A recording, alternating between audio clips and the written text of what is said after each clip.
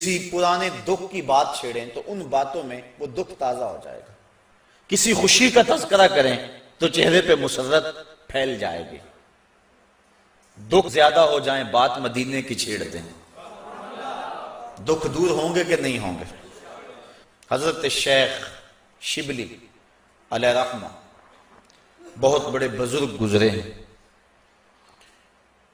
آپ معارف اس میں ذات بیان فرما رہے تھے کہ اللہ کا نام لینے سے دل میں سکون آتا ہے اور دل کی کیفیت بدلتی ہے، من میں اجالے اور روشنیاں پیدا ہوتی ہیں.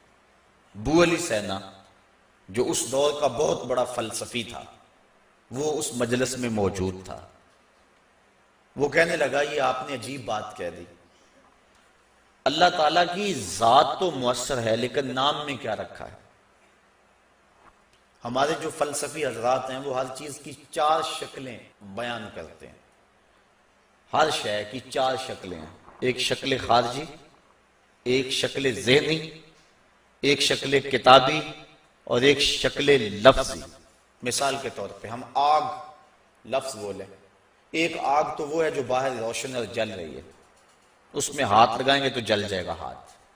دوسری آگ وہ ہے جو زبان سے لفظ آگ ہم بول رہے ہیں. تیسرا جب لفظ آگ کہیں گے تو دماغ میں اس کا تصور آئے گا. اور چوتھا کاغذ کے اوپر آگ چھاپ دیں، اس کی تصویر بنا دیں تو یہ شکل کتابی ہوگی. اس میں اصل شکل جو ہے وہ اس کی شکل خارجی ہے. اس طرح وہ فلسفی حضرات کہتے ہیں کہ ہر شے کی 4 شکلیں ہیں. حقیقی شکل شکل خارجی ہی ہوتی ہے. آگ کہنے سے ہونٹ نہیں جلیں گے. کاغذ پہ آگ کی تصویر چھاپ دیں تو اس سے کاغذ جل نہیں جائے گا. آگ کا تصور کرنے سے ذہن جلے گا نہیں، لیکن وہ جو خارج میں آگ موجود ہے اس میں ہاتھ لگائیں گے، اس کے قریب جائیں گے تو ہاتھ بھی جلے گا اور آپ کو تپش اور حدت کا احساس بھی ہوگا. تو وہ خارجی جو اس کی صورت ہے وہی اس کی صورت اصلی ہے، باقی اعتباری صورت ہے. تو وہ کہتے ہیں اللہ کی ذات تو مؤثر ہے لیکن نام کہنے سے، نام لینے سے کیا ہوگا؟ تو حضرت شیخ شبلی علیہ رحمہ نے ابو علی سینا کو سمجھایا کہ نہیں میاں، نام میں بھی اثر ہوتا ہے، نام میں بھی تاثیر ہوتی ہے. وہ کہنے لگا نہیں، مؤثر تو صرف صورت خارجی ہوتی ہے، لہذا میں اس بات کو تسلیم کرنے کو تیار نہیں ہوں. ضد میں آ گیا. میں نے عرض کر دیا کہ بزرگوں کا ایک اپنا طریقہ ہوتا ہے. تو حضرت شیخ شبلی تھوڑا سا غصے میں آ گئے اور فرمانے لگے ابو علی سینا میں تیرے سے کیا بات کروں، تو تو گدھا ہے. اس کے سرخیاں آ گئی چہرے پہ، غصے سے لال پیلا ہو گیا. مجھے گدھا کہا بڑی مجلس میں، اتنا بڑا فلسفے کا امام، زمانہ میرے نام کا معترف، اتنی کتابیں میں نے لکھی. تو حضرت شیخ شبلی مسکرا پڑے. فرمانے لگے دیکھا نا گدھے کے نام سے تیرے چہرے کا رنگ بدل گیا.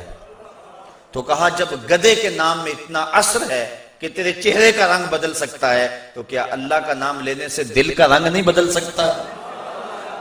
تو اس کا نام لوگے تو دل بدلے گا اور دل قرار پائے گا، دل کو نور نصیب ہوگا، دل کو اجالا ملے گا اس کے بابرکت نام لینے سے. اس لیے جب زبان سے بندہ اللہ اللہ کہتا رہتا ہے تو اس کے اثرات اس کے دل پر مرتب ہوتے ہیں، اور کثرت سے ذکر کرنے والا شخص اس کا دل پر نور ہو جاتا ہے. بلکہ ہم نے تو تصوف کی کتابوں میں پڑھا ہے جب کوئی شخص ایک مرتبہ اللہ کہتا ہے اللہ تعالیٰ اس کی طرف نظر رحمت سے دیکھتا ہے، اور جس کی طرف اللہ تعالیٰ نظر رحمت سے دیکھ لے اس کے 70 گنا جل کے راکھ ہو جاتے ہیں. اور جس نے اٹھتے بیٹھتے چلتے پھرتے وظیفہ یہی رکھا پھر اس کے من میں کتنے اجالے اتریں گے، کتنی روشنیاں اس کو نصیب ہوں گی. تو کہا یا ایھا الذین آمنوا اذکروا اللہ ذکرا کثیرا، اے ایمان والو اپنے رب کا کثرت سے ذکر کرو. اور میرے اور آپ کے آقا و مولا حضور نبی رحمت صلی اللہ علیہ وآلہ وسلم نے ارشاد فرمایا اللہ کا ذکر اس انداز سے کرو کہ لوگ تمہیں مجنون کہیں یہ تو پاگل ہو گیا. بلکہ ایک روایت امام طبرانی نے بیان فرمائی ہے کہ اللہ کا ذکر اس طرح کرو کہ منافق تمہیں تانا دے کہ ریاکاری کر رہے ہو. اس انداز کے ساتھ تم اس کا ذکر کرو۔ میرے حضور قبلہ عالم فرماتے ہیں اٹھ دی بیندی ٹر دی پھر دی ستے آنتے جاگ دی نام جھپ دی رو تے کھپ دی ویخ سر اس راگ دی نام جھپیاں قرب ملدا نام دی کر پوری سام شیشے وچ کستوری جے کر پھر ضرورت کاغ دی۔ تیرے تو سب کچھ اندر ہی رکھا ہوا ہے، تو ذرا غور تو کر، تفکر تو کر، ذرا اس کو آواز تو دیکھ کے دیکھ۔ تیرے من سے آوازیں نہ آئیں تو کہنا اندر بوٹی مشک مچایا اتے جان پھلن تے آئی ہو۔ تو نے در در کیا جانا ہے، سب کچھ تو تیرے اندر رکھا ہوا ہے۔ وہ کہتے ہیں ایک سنیارا تھا بمبئی کا رہنے والا، یہاں ہمارے لاہور میں آ گیا، پرانے دور کی بات ہے۔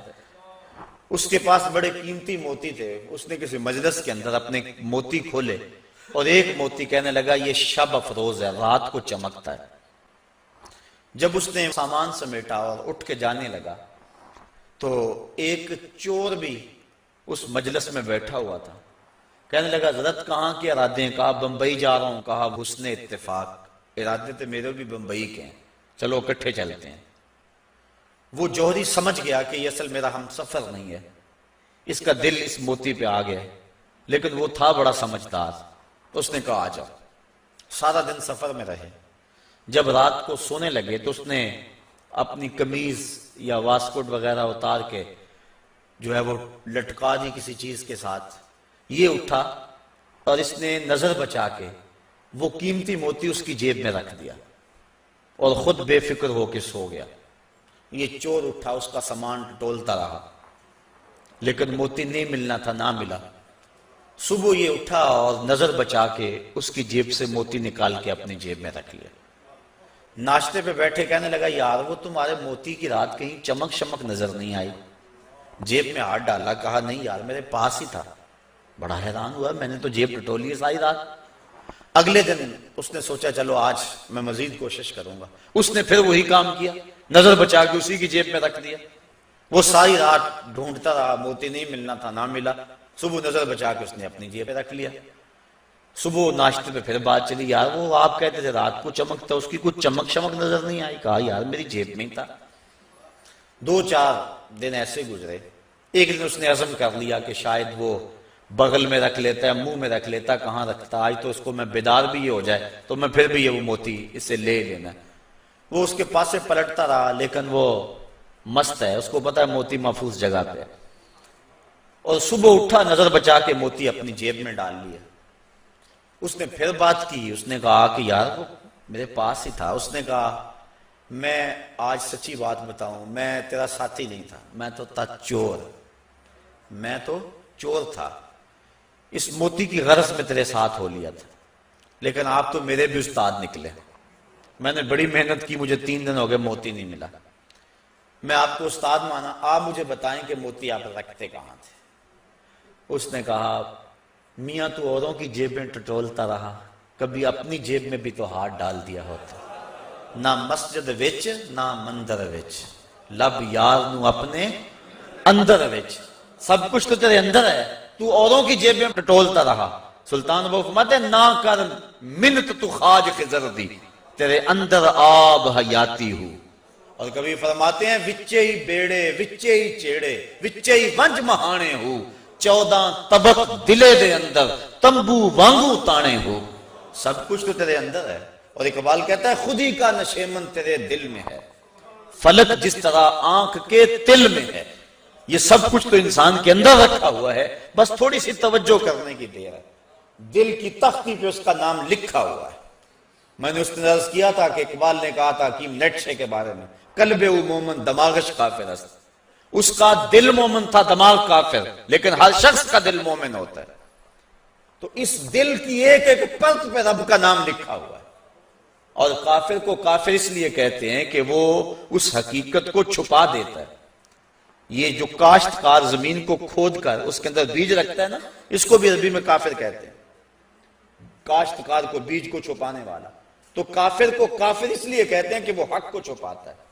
تو ہمارے سینے کے اندر ہمارے رب کا نام موجود ہے، اور دل تو ٹھکانہ ہی اس کا ہے، دل تو بنایا ہی اس لیے ہے کہ یہ اللہ کا عرش بنے۔ اور وہ فرماتا ہے کہ میں زمین و آسمان میں کہیں نہیں سماتا، مجھے ڈھونڈنا ہو تو مومن کے دل میں تلاش کرو۔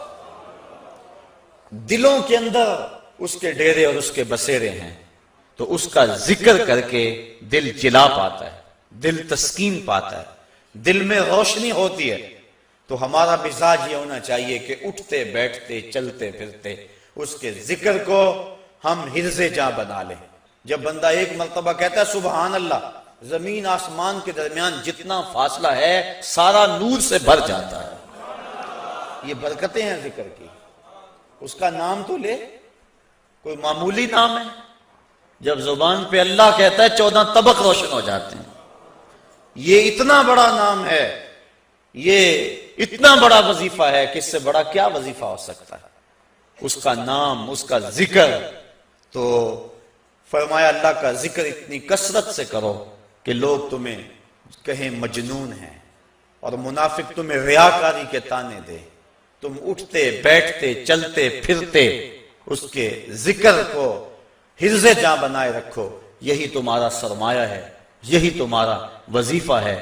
دکھے ہوئے دل کا بھی یہی علاج ہے، پریشان خاطری کا بھی یہی علاج ہے۔ اندر کی کالک اس کے ذکر سے دھلتی ہے۔ حضور فرمایا لِكُلِّ شَيْءٍ سَقَالَةٌ وَسَقَالَةُ الْقُلُوبِ ذِكْرُ اللَّهِ۔ ہر شے کا زنگ دور کرنے کے لیے کچھ نہ کچھ بنایا گیا۔